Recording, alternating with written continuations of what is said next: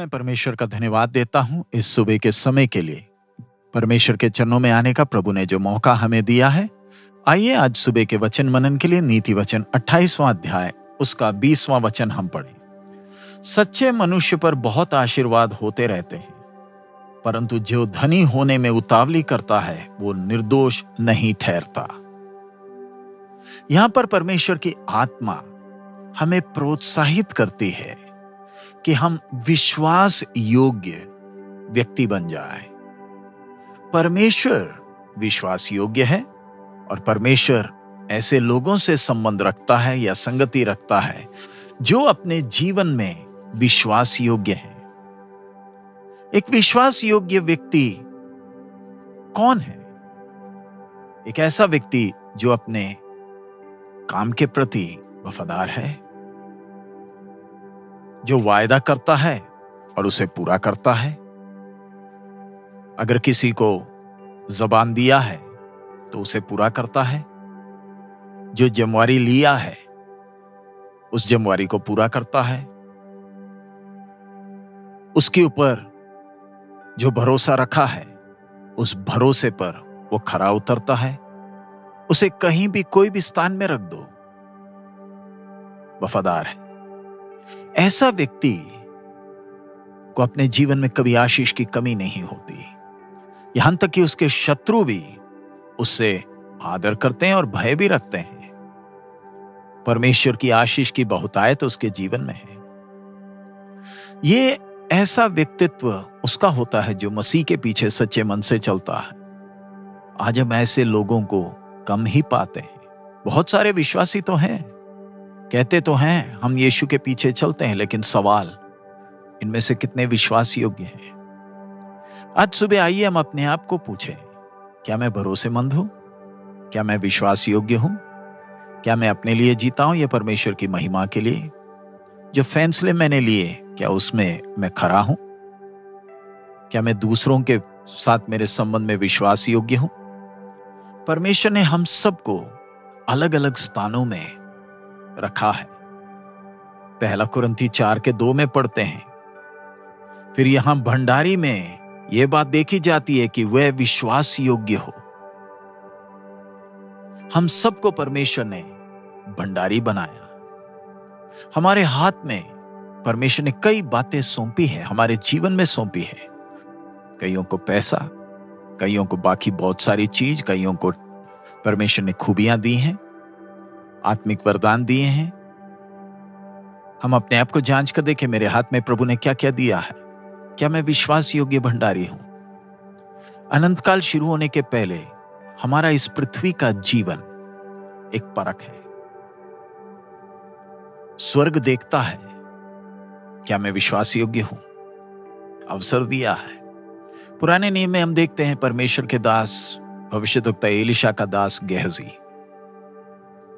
कैसे वो नामान के धन के पीछे भागा और आखिरी में उसका कुष्ठ उसे मिल गया। आज बहुत से लोग बड़ी जल्दी धनवान बनना चाहते हैं। ध्यान रखें, आज कई नए नए स्कीम हमारे सामने आते हैं जिसमें हमें ललचाया जाता है कि कैसे जल्दी अपने धन को बढ़ा सकते हैं।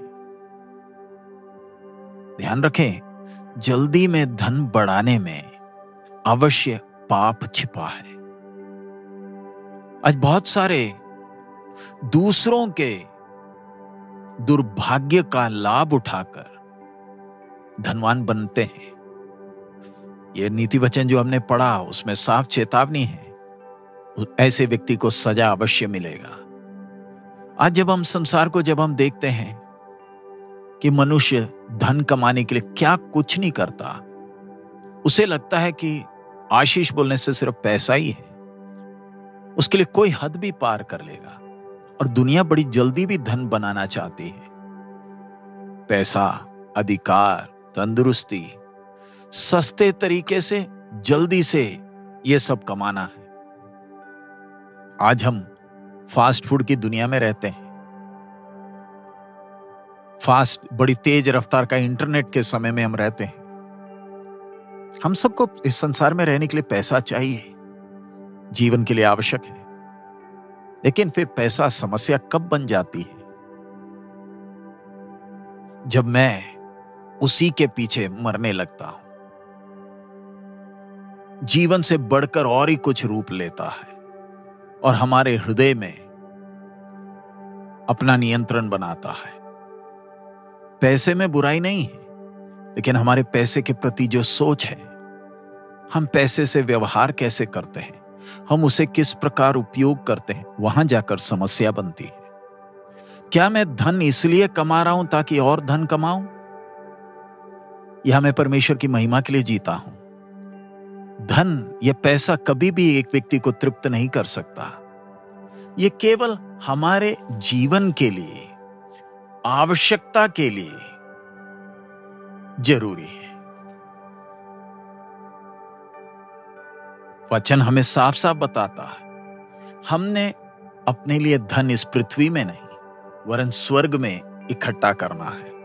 पहला तिमोथी 6:10 में हम पढ़ते हैं, क्योंकि रुपयों का लाभ सब प्रकार की बुराइयों की जड़ है, जिससे प्राप्त करने का प्रयत्न करते हुए बहुतों ने विश्वास से भटक कर अपने आप को नाना प्रकार के दुखों से छलनी बना लिया है। धन का लालच हर बुराई का जड़ है। हमारे प्रभु ने कहा, जो थोड़े में विश्वास योग्य है वो ज्यादा में विश्वास योग्य होगा, जो थोड़े में विश्वासघाती है वो ज्यादा में भी विश्वासघाती होगा। परमेश्वर ने हमें चुनौती दी है कि हम अपने जीवन को समझदारी से जिए। हमें परमेश्वर से ज्ञान मांगना है ताकि हम अपने जीवन में कैसे जिए। जो प्रभु ने हमारे हाथ में सौंपा है उसे हम कैसे इस्तेमाल करें। परमेश्वर धनी लोगों के विरोध नहीं है, लेकिन विषय बनता है जब एक व्यक्ति दूसरों को धोखा देकर, दूसरों का नाजायज फायदा उठाकर जल्दी से धन कमाना चाहता है। अगर हम कठिन मेहनत करेंगे, परमेश्वर अवश्य आशीष देगा, लेकिन कठिन मेहनत किए बिना अगर धन कमाना चाहें तो जरूर सजा के हम योग्य बनेंगे। आज लोग कठिन मेहनत करना नहीं चाहते, लेकिन बड़ी जल्दी धनवान बनना चाहते हैं। अब अगली बात आखिरी में हमने समझना है, परमेश्वर की आशीष बोलने से हर समय पैसा नहीं है। कईयों को परमेश्वर आर्थिक चीजों से आशीषित करता है, लेकिन सबके साथ ऐसा नहीं है। बाकियों को जीवन के बाकी कई क्षेत्रों में परमेश्वर भिन्न भिन्न तरीके से आशीष करता है। वो कैसे? परमेश्वर ने शायद आपको प्रभु का भय रखने वाले, प्रभु को प्रेम करने वाले विश्वासियों से आशीषित किया होगा। परमेश्वर का भय रखने वाले प्रभु के दास या दासी के द्वारा आशीषित किया होगा। परमेश्वर ने आपको एक अच्छा परिवार से आशीषित किया होगा जो प्रभु का भय मानकर प्रभु के वचन के अनुसार चलता है। परमेश्वर ने शायद आपको विश्वास योग्य मित्रों के साथ आशीषित किया होगा। शायद आपको दूसरों की सेवा करने की भावना देकर आशीषित किया होगा। अपने आप को जांच कर देखें। हम सबको जो प्रभु के साथ, प्रभु के भय में चलते हैं, आशीष की कमी कभी नहीं है। हमें इस बात को समझना है, क्या मैं विश्वास योग्य हूं? एक परमेश्वर है जो हमें देख रहा है। क्या मेरा जीवन दूसरों के लिए हौसला का कारण है? आइए हम अपने जीवन में इस सिद्धांत को अपनाएं कि हम कठिन मेहनत करेंगे और प्रभु ने जो मेरे हाथ में सौंपा है उसमें मैं विश्वास योग्य ठहरूंगा। आइए संसार की तरह लालची बनकर इस पैसे के पीछे ना भागें, वरन हमारा लक्ष्य परमेश्वर की महिमा होने पाए। आइए हम प्रार्थना करें। हमारे अनुग्रहकारी पिता, हम आपका धन्यवाद देते हैं आज सुबह के समय एक बार फिर प्रभु आप हमें जीवन के प्रति गंभीर विषयों को बता रहे हैं, इसलिए धन्यवाद देते हैं। इन दिनों में हम हर एक जहां कहीं आपने हमें रखा है प्रभु, विश्वास योग्य बने रहने के लिए मदद कर। कभी भी किसी का नाजायज फायदा उठाकर धन कमाने का मन हमारे अंदर कभी ना आए। कभी भी किसी का नाजायज फायदा उठाने का मन हमारे अंदर ना आए प्रभु, पर हमारा जीवन दूसरों के लिए हौसला का कारण। अपने आप को सौंपते हैं, सब महिमा आप ही को देते हैं।